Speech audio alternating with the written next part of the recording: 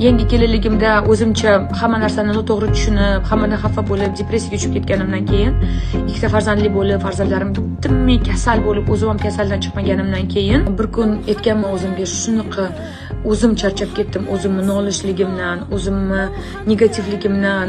Keyin o'yladim, mana shu грустный bo'lib yurishing ham o'zingni tanloving, kulib yurishing ham o'zingni tanloving. Davay, sen qo'lingdan nima keladi kulib yurish uchun deb o'zimga aytganman.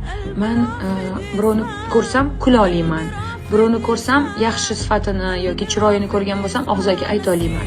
Va uchinchisi, kimgadir yordam kerak bo'lsa, shuni ko'rib tursam, qo'limdan kelsa shu narsa, agar meni sog'lig'imga, vaqtimga, farzandimga zarar yetmasa, shuni qilaman deb o'zimga va'da berganman. Va 1 yil davomida har kun o'zimga отчет berardim. Qani bugun kim uchun nima yaxshilik qilding deb o'zimni 1 yil отчет so'raganman. Shundan keyin hamma narsa hayotimda o'zgarib ketgan.